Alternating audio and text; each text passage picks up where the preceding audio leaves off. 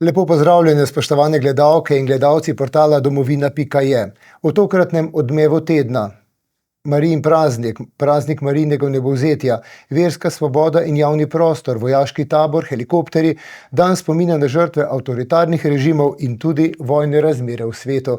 Vse to bo danes za nas komentiral župnik župnije Poljane nad Škofjo Loko, gospod Jože Plut. Lepo pozdravljeni. Bog da je vsem skupaj.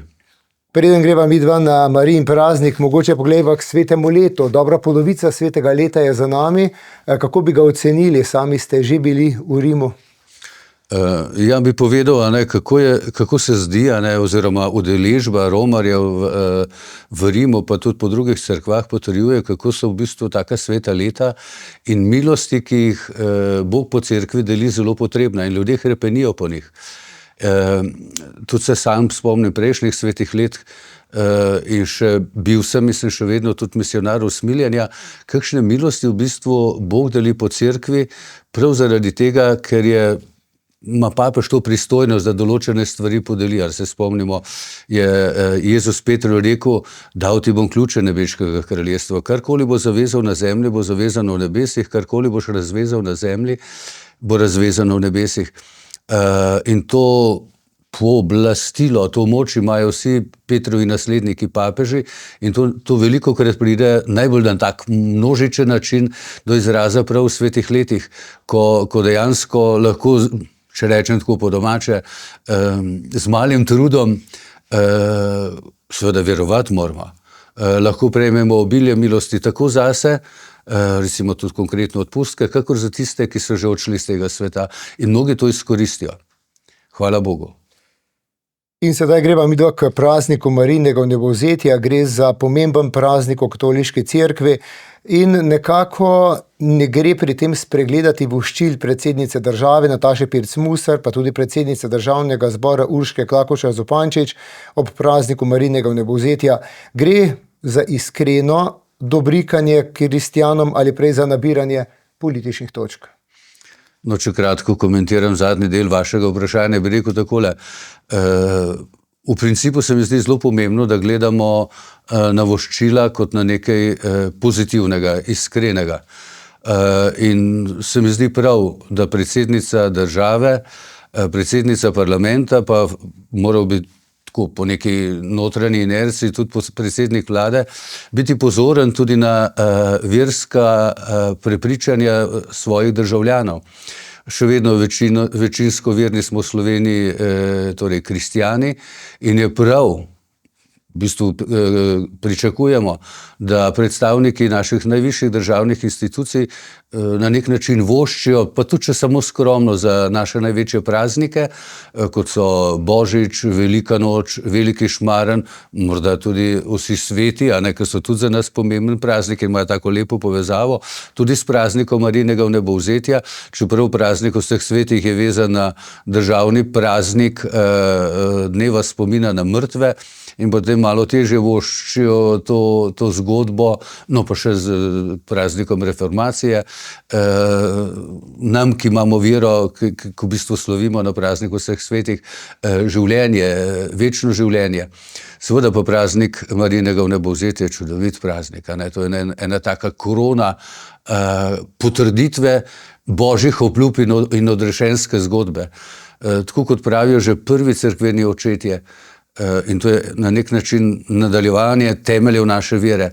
Ni se spodobilo, da bi v grobu trohnelo telo žene, ki je rodila Božjega sina. In Bog je dejansko poskrbel za to. In je Marijo takoj po smrti z dušo in telesom vzel v nebesa. Kar pomeni, da v bistvu imamo, in to čutimo in verujemo, zdaj že eno našo predstavnico gora, ki je samo človek, tako kot smo mi vsi. In v bistvu dobivamo na ta način tudi potrdilo naše vere v to, da smo bili spočeti ne za smrt, ampak za večno življenje. Pa ne samo za večno življenje, ker tako, V bistvu naše vere je večno življenje tudi s telesom. Vstajenje od mrtvih. Jezus je vstal od mrtvih s telesom. In v nebesa je šel s telesom in svojo mater je z dušo in telesom vzel v nebesa. Mi torej verjamo, da bo ob času, ko bo, Bog ve, Jezus je rekel, kdaj bo, da bo to takrat, ko bo, da sam nebeški oče ve, torej dovršitev ali polnost sveta, bomo obujeni od mrtvih in bomo v nebesih vsak v svoji enkratnosti, v celoti z dušo, duhom, telesom, poveličenem tudi na novem nebu in na novi zemlji. In v bistvu ta vera v to večno življenje, tudi telesnih naših razsežnosti, je v bistvu grajena vsakega človeka. Zato je na ta praznik toliko ljudi pri sveti maši in po romarskih cerkvah.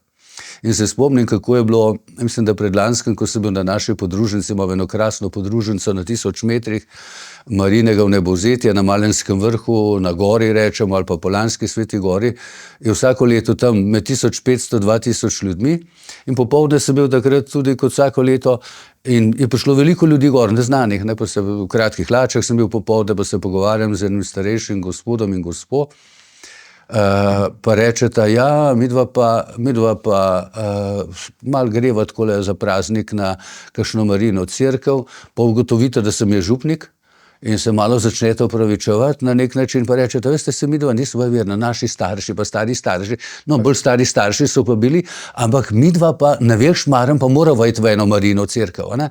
V bistvu je nas vse položena vera v večno življenje, ker vsi čutimo, celo neverni, da je življenje kaj več kot samo, kar ješ, piješ, vidiš in mora presegati to naše obdobje človeškega življenja. Ali lahko po tem, kar ste sedaj povedali, razumemo tudi gesto nekdanjega ministra in pa prvaka stranke Desus, nekdanjega Karla Erjavca, ki se na ta dan odločil peš romati na Brezje?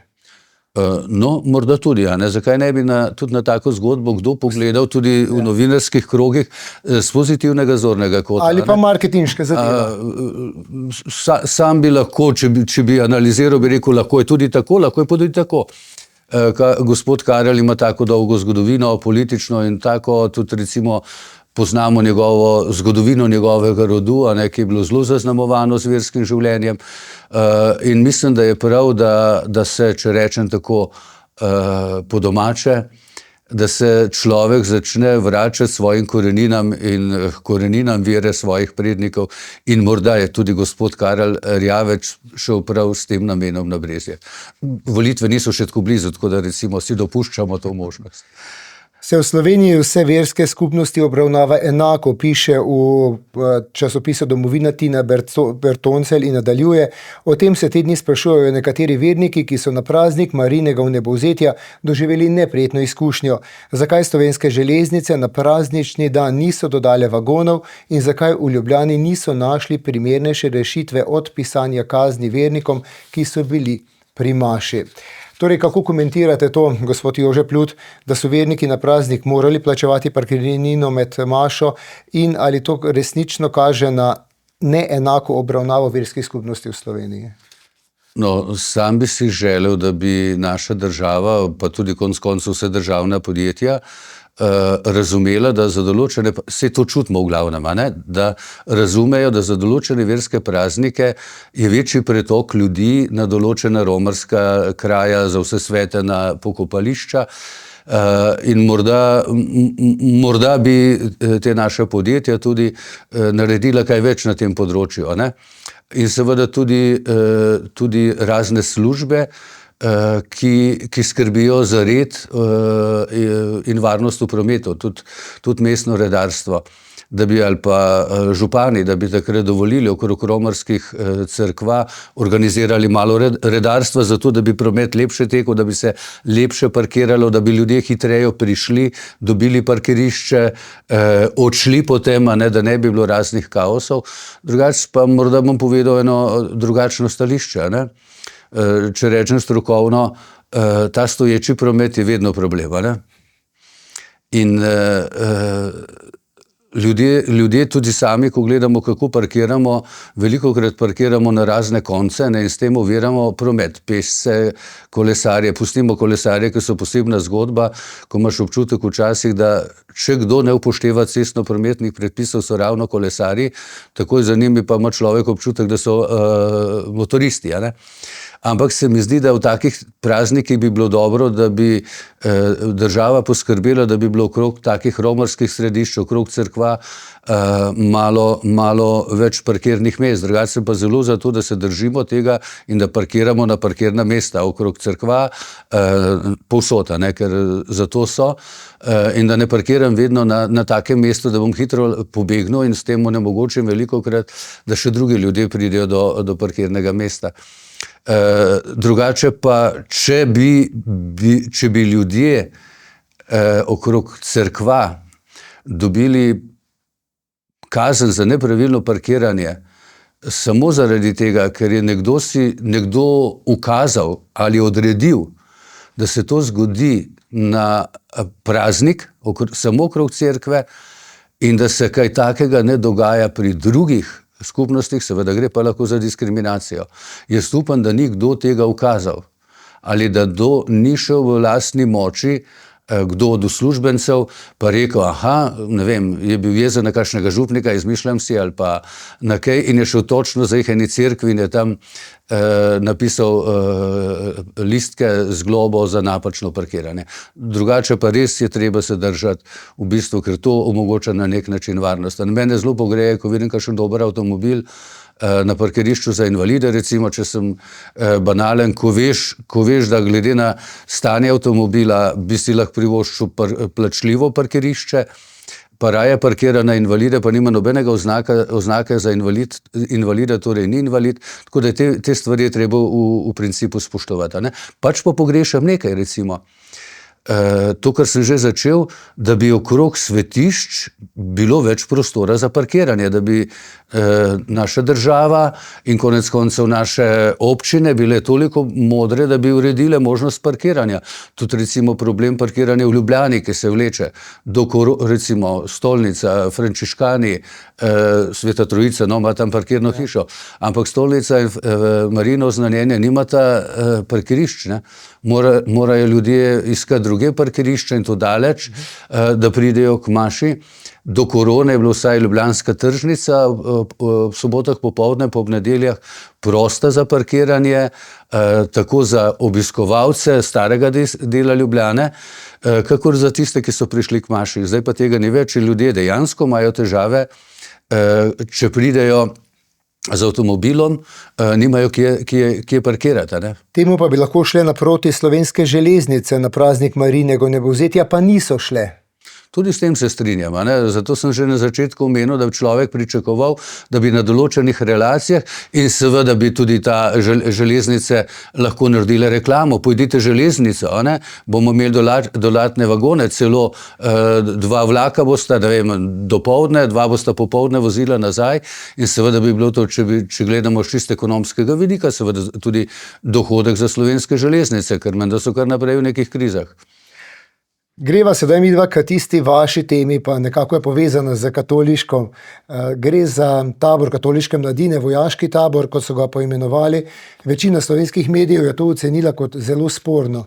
Kako vi gledate na ta vojaški tabor? No, kako bi rekel, moje teme so vse, ni samo ta, ker kot duhovnik živim v tem svetu in se seveda dotikam raznih dogodkov, jih opazujem, razmišljam o njih, jih skušamo vrednotiti in seveda tudi ta tako imenovani vojaški tabor. Tle bi, glede na informacije, ker sem se malo pozanimal, bi rekel tako, da katoliška mladina ne organizira tabora. Katoliška mladina se je samo pridružila enemu taboru, ki ga organizira za to usposobljen človek, ki je sicer bivši specialec Slovenske vojske, in je samo povabila verno katoliško mladino, da se pridruži. Tako da stvari treba vedno pogledati z tega zornega kota. Sam bi rekel, da je prišlo do take eskalacije tega tabora iz več vidikov. Prvič zato, ker so bile počitnice in teh čas kislih kumaric novinarskih in že po tradiciji takrat pride na vrsti katoliška cerkev. V avgustu letos je bila pač katoliška mladina, se spomnite nazaj, ko je bil še ljubljanski nadškof Rode. Pa pridige, tako. Pa to so ga trgali že 14 dni prej, pa še en mesec potem, velikokrat za iztrgane besede iz konteksta. Zdaj katoliška mladina, včasih smo imeli že kaj drugega. Ne. Drug vidik pa je res seveda, ki se zdi moteč v naši javnosti še vedno, po več kot 30 let samostojnosti demokracije, pa to, da čim pride nekaj katoliškega, je za določen del naših javnosti problematične. Pa ne samo novinarske, tudi politične in splošne, a ne? Kako bi rekel, imamo na nek način srečo, da naši škofje niso tako glasni, kot je bil nekoč gospod nadškof, v narekovaju srečo, a ne? Ker drugače bi se ti napadi ponavljali, a ne, kar naprej. In zdaj, ko seveda je katoliška mladina kot ustanova, ki na nek način znotraj škofovske konference povezuje različne katoliške mladinske združbe, če rečem tak splošni stavek, povabila na ta tabor in seveda dala vabilo, da bo takrat še duhovnik na voljo, je pa seveda nastal problem. Ker ta tabor, če greš pogledat program, ni v bistvu nič drugega kot survival, ne? In tega je ogromno v Sloveniji, teh preživetvenih dogodkov. Jih organizirajo razna društva, razni posamezniki. In če je bilo 10-15 let nazaj to malo modno, po ameriških vzorih, po televiziji, ko imaš te, ki preživljajo v raznih otokih, pa se gredo preživljanja, ne? In so mnogi šli tja, pa to gledali zaradi tega, ker jim je bilo dolg čas, pa je bilo malo zanimivo. Pa se danes zaradi stanja v družbi naši evropski, pa tudi zaradi nevarnosti vojn, ki niso tako daleč, ne, Ukrajina, 500 kilometrov, imamo vojno, Sirija, kaj je to, rakete vidimo, da letijo daleč, pa seveda se plus še druga notranja naša situacija znotraj našega slovenskega naroda, ki se dogaja zaradi nasilja določenih skupnosti, po določenih področjih, recimo našega glavnega mesta in drugih, mi pripovedujejo ženske, dekleta, ne upajo več hoditi, se pravi, se čutijo ogrožene in se sprašujejo, mladi, tudi fantje, kaj narediti konec koncev, zato da bodo naše dekleta pa naše žene varne, ne? In seveda reakcija na to je, da mnogi danes že iščejo hodijo na te survival ali pa preživetvene tabore, z namenom, da se res nekaterih veščin naučijo, preživetja v naravi, orientacije, morebiti tudi seznanjanje s tem, kako izgledajo kakšne puške, ker drugače jih vidimo samo v filmu, a ne? Vemo, da so samo plastične na teh taborih. In ne vem, se zdi, da je to na konec koncev izpadlo kot problematično samo zato, ker je mladina, ki je povabila, ima naziv katoliška. In se mi zdi, da bomo v slovenskih javnostih, če hočemo biti demokratični, morali prerasti to, da bomo imeli negativno gledanje na druge samo zato, ker drugače mislijo, kakor mi. In če torej gledam z nas kot katoliške cerkve, zato sem prej tudi povedal, da verjamem tudi v iskren namen voščil naših obeh dam, ki predstavljajo našo državo, ne? Da bomo sposobni gledati mi katoličani na druge tudi kot na iskreno njihovo pripravljenost za nekaj dobrega in da bodo tudi drugi na nas gledali in potem bodo pričakovanja z obeh strani popolnoma normalno in bomo živeli v sožitju in podpirali drug drugega. Torej je bojazen v tem, da se gre cerkev militarizacijo odveč. Absolutno odveč. Saj ne vem, kdo je sploh to potegnil, a ne? Ja, nekateri mediji cerkev se ne želi, a ne? Je pa res, a ne, da moramo vedeti, da če do česa pride, do vojne, karkoli, a ne, zdaj sicer kaže mednarodni dogodki, da bomo imeli vendarle mir, a ne, človek si želi, da je tako, da vedno obstaja nevarnost vojne, ne. Tudi cerkev uči, a ne, da dokler bo obstajalo človeštvo, bo obstajala tudi nevarnost vojne in to je dejstvo. In da moramo biti na nek način vedno pripravljeni narediti, da obranimo svoje življenje in življenje naših bližnjih. Najprej tudi svoje, ne, ker ne moreš ti braniti nekoga, če ne znaš obraniti sebe, če karikiram. In to velja za verne kot neverne. Veste, in velikokrat se v neki naši družbi se zdi ta pacifizem, tudi krščanski, tako malo dvoličen, ne? Se spomnim, vse stranke, ki zdaj zagovarjajo pacifizem, pa so pred 40 leti zagovarjale vojno, ne? In zdaj pa se gre, pa ne gre za preobrat v miselnosti, notranji miselnosti, ampak bolj za igro, ne?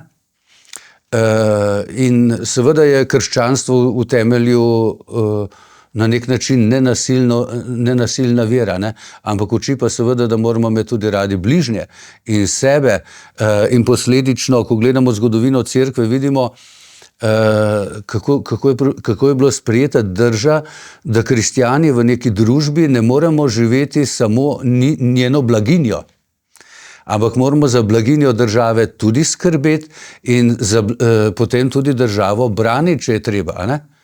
In to so bile že v prvi cerkvi, so bile te debate močne med Tertulijanom, Origenom in drugimi, in je prevladala zahteva oziroma spoznanje, da kristjani nimamo pravice samo uživati, in to v času preganjanja, ne? Nimamo samo pravice uživati sadov rimskega miru, ampak smo dolžni rimski mir tudi braniti. In zato je, če gledamo podatke, večina, morda pretiravam, mučencev prve cerkve je vojakov. Naštejemo Jurija, Patricija, Dimitrija, potem Mauricija, general celo različnih stanov in ljudje na različnih položajih. Vedno smo dolžni nekaj narediti za to in seveda moliti, tako kot pravi svetopismo Nove zaveze. Mir pa varujejo tudi slovenski policisti in pri njih se bo ustavila v naslednjih minutah, predvsem pri uporabi policijskega helikopterja strani predsednice države Nataše Pirc Musar, ki se je iz dopusta peljala na državno proslavo oziroma na proslavo ob dnevu združitve Prekmurja z matičnim narodom. Gospod Jože Plut, predvsem je sprožilo polemiko njeni odgovori oziroma odgovori kabineta predsednice države. Kako ste vi videli to zgodbo? Sam je rekel takole, vrnil se bom malo nazaj. Se mi zdi, da pri nas v naši slovenski državi premalo cenimo institucije, ki predstavljajo naše države in tiste ljudi, ki so predstavniki tiste institucije in so na njih prišli po demokratičnih volitvah. In to so simbolne zgodbe, ne? Vsaka ustanova, vsak narod, vsaka država ima simbole. Predsednik države, predsednik parlamenta, predsednik vlade, pa imamo še te nosilce vsaj teh državotvornih ustanov, ne? In se mi zdi, da pri nas, kot da nismo razumeli na simbolni ravni, da ti ljudje predstavljajo našo državo navzven. Pustimo zdaj aktualne, ne? Ampak načelno. In tem ljudem seveda pripada jim država daje možnost, da simbolno tudi na zunaj pokažejo, da zasedajo ta položaj. Razumete, ne more naš predsednik ali pa vlada ali pa predsednik države priti z starim avtomobilom v Avstrijo na srečanje predsednikov držav Srednje Evrope.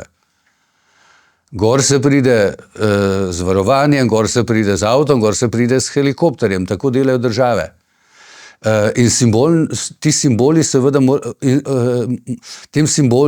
predstavnikom teh simbolnih funkcij moramo omogočiti, da bodo to imeli. Zdaj problem je pa, ko se velikokrat zaradi neke popularnosti, če zdaj malo aktualiziramo, damo izjavo, ne, bomo vse preverjali, da bomo čim manj odličnega odtisa puščali, potem pa si privoščimo kaj takega. In seveda potem so še izgovori in takrat človek pa upravičen dobi moralnega mačka. Predsednica države, predsednik države, njemu nekaj pripada. In mu pripada jasno in te stvari morajo biti opredeljene bolj kot so opredeljene pri nas. On namreč predstavlja slovensko državo. Pika. In ali nam je všeč aktualni predsednik ali predsednica ali ne. V določenem segmentu je treba te stvari opredeliti in potem ni potreba nobene razprave, kako se bo predsednica ali predsednik države peljal iz tja ali tja. Je seveda pa nerodno, če se pelješ na dopust, ne? To pa seveda je nerodno. In seveda nerodno, če potem hkrati, 100 000 državljanov pa še tujcev stoji v kolonah na avtocesti, ker nimamo dobrih avtocest, ker ne zberemo denarja za to, da bi razširili avtoceste, ampak ga namenjamo drugam. To so pa seveda moralna vprašanja in ljudje kot državljani, premalo razmišljamo o tem, zato koga volimo na te položaje. In kdo so naši vodilni, in kam gredo sredstva, ki jih državljani kot davkoplačevalci vlagamo, dajemo državi, da nam omogoča blaginjo. V prometu, v šolstvu, v zdravstvu in tako dalje. Ampak to so druga vprašanja. Tako da ti vprašanja prevoza samo na sebi ne bi smelo biti problematično predsednice, vprašanje pa je sicer interpretacije in njenih prejšnjih izjav in od tega, kam je šla in zakaj in potem, ne kam je šla v bistvu na proslavo, ampak kam se je s proslave vrnila, ne? Helikopterji pa burijo težave tudi na področju zdravstva. Stroka je bila jasno, kakšne helikopterje bi morali kupiti. Ministrstvo se je odločilo za drugačne, ki ne ustrezajo tem standardem, ki bi morali biti. Kako gledate na to zgodbo? Zanimivo je, da se je v zadnjem tednu po 10 dneh, ko je zgodba prišla v javnost, oglasila tudi koalicijska SD, ki je sedaj naenkrat proti temu razpisu. Tudi sam sem delal dolga leta v inštituciji Slovenske vojske, tam sem se tudi velikokrat spraševal, kdo je stroka, ne kaj je stroka, ampak kdo predstavlja stroko. In tudi v teh debatah, kolikor sem jim sledil pri nabavi helikopterjev, je bilo vedno navzoča stroka, ampak zdaj pa odvisno, koga so povabili kot strokovnjaka zraven, ker so bile odzadaj očitno tudi neke igre, kje bomo kupili in morda kdo bo kaj od tega nakupa dobil. Glede tega, da so nekateri iz stranke SD zadnje čase pa rekli, da in pa to čudno se zdi, pa seveda se nam lahko kot državljanom upravičeno čudno zdi, da oni kot člani koalicije, ki sestavlja vlado in to pomembni člani, da bi tega prej ne vedeli. Skratka, pri nas je še cel kup ali pa ogromno odločanja, ki kaže na nepreglednost, netransparentnost pri odločanju, pri nabavi in tlele bo treba narediti seveda zopet eno zgodbo naprej. In tako kot bom povedal primer.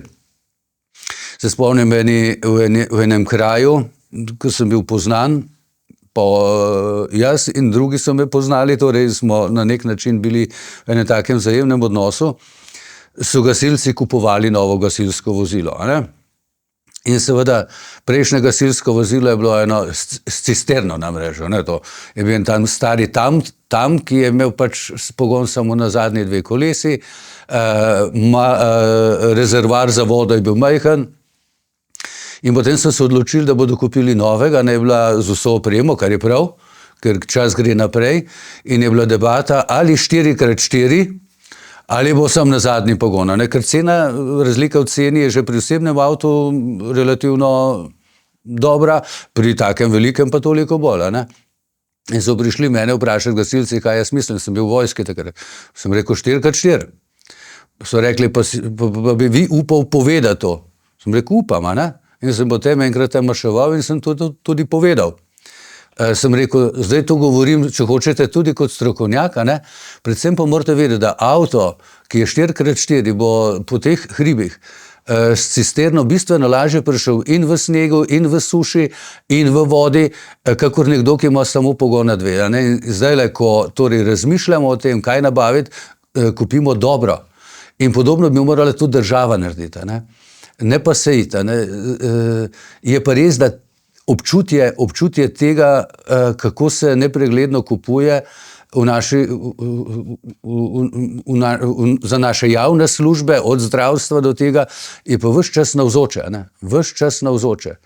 Tudi recimo, kaj jaz vem, v tujini lahko cel kup takih zdravil kupiš v navadni trgovini, a ne farmaciji, pa nas je vse v lekarnah, a ne.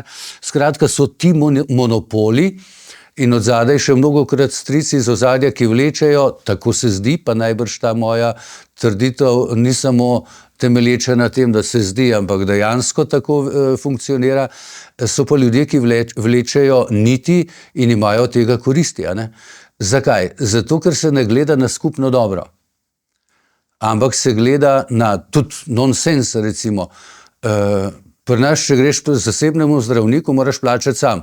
Če greš isto zadevo na Hrvaško, ti plača, gre pa iz javnega fonda. Skratka, cel kup takih anomalij je, ki kažejo od zadaj, da gre za interese, ne? Skupin, posameznikov, lobijev, kakorkoli, in tlele bomo morali korak naprej narediti. Isto, če se vrnemo kratko helikopterjem, ne? Helikopter, če ga kupujemo za reševanje, je pač jasno, kakšen mora biti. Mora biti noter, da gre da nosila, ne? Nosila noter. Kako boš res v hribih nekoga, ki je ga na nosilih privlekel z jeklenico gor, a ga boš tam dol jemal pa mater, ali boš poskrbel, da bo ta postelja se lahko usidrala noter in da bodo ali pa če je treba še ena, ne? In da bo noter tudi vsa tista nujna medicinska oprema, vključno z sistemom za oživljanje, da bo funkcioniralo, ne? To drugače, ko smo smešni, ne, kot helikopter, ne, letalo, ki je bilo takrat prvi Falcona, ne, ki je bil kupljen za ranjence, noter je bila oprema pa za luksuzno potovanje, za predsedniško letalo, ne. To so vse znamenja, da pri nas še ne funkcioniramo kot država, ne, in da nam mnogokrat, tudi našim politikom, ni skrb za blaginjo države in državljanov, ampak bolj za nekoga, ki jih trenutno podpira, pa morda jih bo podpiral še kdaj, da bodo zopet prišli, če ne bodo ostali, ne? Veliko interesov pa je bilo minuli konec tedna v Ameriki, združenih, tako ruskega predsednika Vladimirja Putina kot ukrajinskega Volodymyrja Zelenskega, pa potem ameriškega predsednika Trumpa in evropskih voditeljev. Kako ste vi videli ta mirovna pogajanja, ki se po svoje sploh še niso začela? No, jaz sem vesel, da so se začele premikati, a ne. Kaže dobro. Želeti je, da bi čim prej se zgodil korak naprej in da bi vsaj prišlo do prekinitve ognja na nek način, a ne. In tle seveda morata obe strani, Rusija in Ukrajina, biti za to, in očitno ima ameriški predsednik kar precej moči, da bi lahko to dosegli, a ne. Je pa seveda na tem, in z tega vidika pozdravljam, a ne, sem vesel, zanimivo lokacijo za srečanje so izbrali na aljaski vojaški bazi, se da tudi marsikaj na to temo povedati, pa naj to povedo tisti, ki se bolj ukvarjajo z obrambno-varnostnimi vprašanji, ampak simbolno pa je zelo močno bilo videti, kako je predsednik Putin prihajal na piedestal tam pred najnovejšimi ameriškimi letali, hkrati pa je Ukrajina pred meseci njihove bombnike v Sibiriji uničila, ena tretjina teh strateških bombnikov so uničili z droni. Skratka, znamenje je dobro. Tudi na to, da je potem šlo na srečanje, da je predsednik Zelenski povabil in zahteval, da gredo z njimi tudi predstavniki iz Evrope. Edino, kar sem pogrešal, je, da v tej ekipi ni bilo nikogar iz Srednje Evrope, recimo Poljske, ki je zelo močna, ne, in je podpornica Ukrajine, da so bili samo predstavniki Nemčije, Italije, Francije pa Evropske unije. Meni se zdi, da je manjkal, ne? Razen če še kaj v ozadju takega, da morda je ameriška vlada presodila, da boljše, da v tem kontekstu ne gre, ker vemo, kako Poljska podpira Ukrajina, ne? Ta namreč vzhodni del Srednje Evrope ima zgodovinski upravičeni strah pred Rusijo, ne? Vemo, kaj se je dogajalo z okupacijo baltskih držav, kako so jih Sovjeti okupirali, kako se je dogajalo s Poljsko. Vemo, kako se je dogajalo z Finsko, kako so jo pred drugo svetovno vojno Rusi kar en dobršen del okupirali in priključili k sebi. In seveda te izkušnje zaradi tega stanja morda v ozadju so pomenile, da so prišli samo predstavniki iz Evrope. Je pa dobro znamenje in mislim, želim si, da bi se to odvilo v dobro za Ukrajino in za Rusijo. Lejte, Rusija duhovno, zgodovinsko, kulturno, poglejte pisatelje, zelo močna nacija. To obdobje komunizma seveda je posebno. Tudi da se veliko govoriti o ekspanziji cesarske Rusije, ne? Ker v bistvu to je še edini imperij, ki obstaja, tudi ameriški je malo, ne? Angleški je že propadel, so v obliki Commonwealtha še, drugi so tudi propadli, dejansko edini, ki še obstaja danes je ruski, nekaj celo povezano eno samo državo, ne? Mi pravimo Rusija, ampak v Sibiriji živi ogromno narodov, pa v tem južnem delu Rusije. Ampak sama ta duhovnost in so del krščanskega, ne? So del naše civilizacije in seveda smo torej, imamo isto in tlele se mi zdi, da bi lahko naredili tudi vojaki, ki se borijo v Rusiji, ne? Ali na ukrajinski fronti, so pravoslavni, ne? Kristjani. Tudi nekateri med njimi tudi grko-katoliški, to se pravi katoličani. In to zgodbo bo treba narediti naprej, povezati, ustvariti vse, da bi prišlo do miru. Verjetno Rusija ne bo mogla se odpovedati vsemu, ne, ker bo treba ohraniti neko dostojanstvo, če tako rečem, odločitvam ruskega predsednika.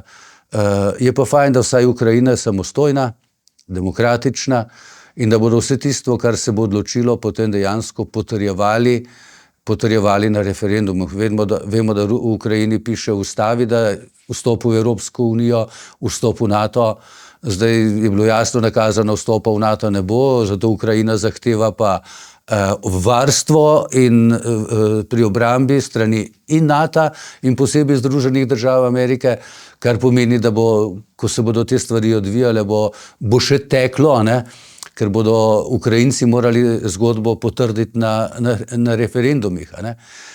Ampak nastavki so dobre. Človek bi se pa želel, da bi se ustavilo v tem stanju, ko je, da bi bilo vojne konec, ali s tem, da se pošlje tja neke mednarodne mirovne sile, ali pa če so sposobni narediti nek zdrav koridor vmes, pa počakati toliko brez ognja, da se stvari odvijajo in dozorijo. Se pa manj, če se na tej strani nekaj odvija, se pa manj odvija na Bližnjem vzhodu. Tam pa nekako ne vidimo neke rešitve oziroma želje po rešitvi. No, se teh konfliktov na svetu je velika, ne? Bližnji vzhod je širok kompleks, ne? Imamo napetost Izrael-Iran, Izrael, arabske države, nekatere vemo, da so prijateljske z Izraelom. Imamo sirski konflikt, ne? Ki ga je v dobršni meri vzdrževala tudi Rusija s svojimi enotami prej. Imamo vprašanje Libanona, ne? Vprašanje preganjanja kristjanov, jazidov v Siriji, ne? Čisto druga problematika od tega, kar se dogaja v Izraelu, ker je situacija seveda zelo napeta in ljudje trpijo tako na eni kot na drugi strani. Vemo, kdo je povzročil ta pohod na Izraelcev na Gazo, ne? Niso ga povzročili Izraelci. Posledice so seveda hude in človek razume Izrael, da hoče nekako postaviti varno. Upam, da se bo kmalu rešilo. Potem imamo konflikte v Nigeriji, ne? V tej podsaharski Afriki, kjer dobesedne kristjane koljejo. V Kongu, v Nigeriji. In je svet čist tiho. Pa ne vem, če ni približno tako mrtvih kot ljudi mrtvih kristjanov, prav zaradi vere, kot je Palestincev. Človek bi si želel, da se čim prej zadeva zaključi, ne? In midva bova ob koncu današnje oddaje, gospod Jože Plut, se dotaknila še 23. avgusta, to je dan spomina na žrtve vseh avtoritarnih režimov. Nekako v Sloveniji se dveh režimov spominjamo, tretjega pa se ne želimo. človek ima zelo kratek zgodovinski spomin, ne. In nekateri skrbijo za to, da ga imamo še krajšega in da se o tem ne učimo tudi v šolah, ne. Zadnjič sem poslušal v en intervju z ameriškim senatorjem Johnom Kennedyjem mlajšim, ki pravi, da je problem v Ameriki in tudi do Rusije in do drugih nastal tudi zaradi tega, ker se v šoli nič več ne učijo o problemih hladne vojne, ne? Se pravi, o teh strateških problemih, zakaj je hladna vojna prišla, zakaj je prišlo do vojne v Evropi, zakaj so umirali ameriški vojaki v Evropi, ne? In nekaj podobnega je žal tudi pri nas. Pri nas se spominjamo samo tistega, o čemer odločajo močni in vplivni v tej državi. In to so samo žrtev fašizma in nacizma. Ne spominjamo pa se žrtev komunizma. Vemo, da je bil ukinjen praznik. Se je morda prejšnja vlada naredila napako, da ga je razglasila tik pred zdajci, ampak preudarni politiki tudi z leve bi rekli super, a ne? Dajmo malo naprej, dali so nam nekaj, pa privzdignimo to zgodbo, ne? Ampak seveda zgodba je širša, ne? To je velik problem pogleda na našo polpreteklo družbo, na medvojno zgodbo, ne? Ko vsi vemo, da je šlo za revolucijo, vsi vemo, da so nekateri kolaborirali z okupatorjem, da so se drugi šli za revolucijo, vemo, da v začetku vojne tudi Sloveniji so hoteli postaviti Sovjetsko republiko Slovenijo, ne, se pravi del Sovjetske zvezde, vemo, da je šlo med vojno ogromno žrtev, vemo, da jih je bilo bistveno več po vojni. Ko gledaš statistiko malo za Slovenijo, na Slovenskem je število pobitih ljudi po koncu druge svetovne vojne, vseh, ki so jih preko 100 000, menda številka celo blizu 200 000. Ljudi, ki so jih pobili na Slovenskem. Od Kočevskih rogov, Tankovskih jarkov, na Pohorju, Tankovskih jarkov, na Teznem in pri Krškem in še kje drugje. In seveda nekaj v tisoče tudi Slovencev, ne, tudi civilistov. In to je zgodba, ki jo bomo morali razčistiti, ne. Ne moremo hoditi po kosteh. Nisi svoboden v resnici, če hodiš po kosteh, ne, dokler ne pokoplješ svojih prednikov ali pa prednikov drugih. In če hočeš res zadihati, če hočemo res zadihati kot narod, je treba naliti čistega vina. In se spominjati vseh žrtev. Meni se kar malo dlaka na jeziku, ko slišim, kako je Srebrenica največje morišče. Največji poboj se je zgodil na slovenskih tleh po drugi svetovni vojni. In sem poslušal tudi enega intervju z enim borcem, ki je v Srebrenici pobijal te muslimane. In kaj je rekel? Je rekel, to smo počeli zato, ker po drugi svetovni vojni in še danes je bilo vse tiho, kaj so zmagovalci delali partizani nad poraženci. In smo mislili, da bo tako tudi v Srebrenici. Pa ni bilo tako. In dokler pri nas ne bo tako, da bomo si nalili čistega vina za te zgodbe po drugi svetovni vojni, konec koncev tudi vseh ljudi, ki so jih preganjali še po njej daleč, ne? Samo zato, ker so povedali resnico, ne bomo prosti. Pa gotovo bi morala pri tem več narediti tudi predsednica republike, doktorica Nataša Pirc Musar, ki je za spremembo od svojega predhodnika se dogodkov ob tem dnevu ne udeležuje. Ona, če se spomnim, je večkrat zagotovila, da bo tudi na tem področju naredila kaj. Prejšnji predsednik je naredil velik korak.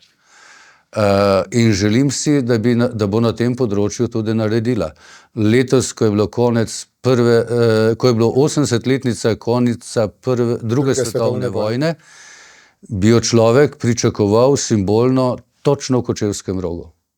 In mislim, da je s tem dejanjem naredila, in to na spravni dan, ne dan slovesnosti, da je naredila veliko napako.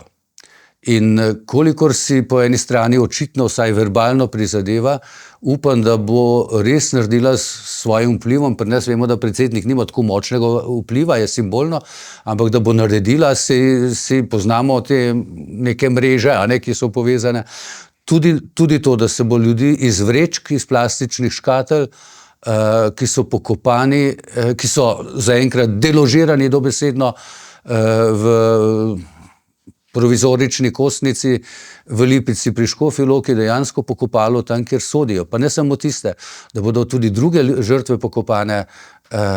In jaz bi si želel, da bi imeli nekoč, to so pa moje sanje, spomenik neznanemu Slovencu v Ljubljani, pod katerim bi bili ostanki, ampak prav fizično, ne samo zemlja, vseh naših slovenskih vojakov, ki so v zgodovini upadli kjerkoli že. Od bitke pri Kustoci, ko so se v 19. stoletju borili in jo opeva Aškarc, do tistih, ki so padli v Bukovini, do tistih Slovencev, ki so padli kot Meksikanarji v Meksiki, ko so šli z prestolonaslednikom, ko so mislili, da bodo v Mehiki postavili Avstrijca za cesarja, do tistih, ki so padli kjerkoli v času Prve svetovne vojne, Druge svetovne vojne, medvojnih in povojnih pobojev, in tisti, ki so padli simbolno, gre za simboliko. Na ta način bi namreč simbolno pokazali, da spoštujemo vse padle in umrle naše prednike, tudi če so umrli mogoče na drugi strani. In ne samo bela plošča, betonska, ampak dejansko moramo narediti korake naprej. In seveda res pokopati. Je pa res problem, oni morajo vse priznati. Priznati povojne poboje, nasilje. Pomeni priznati revolucijo, pomeni priznati številke, pomeni odpovedati se simbolno vsaj privilegijem, ki si jih ti dobil kot njihov dedič. Skratka, oni imajo večjo zgodbo za narediti kot druga stran, če tako rečem.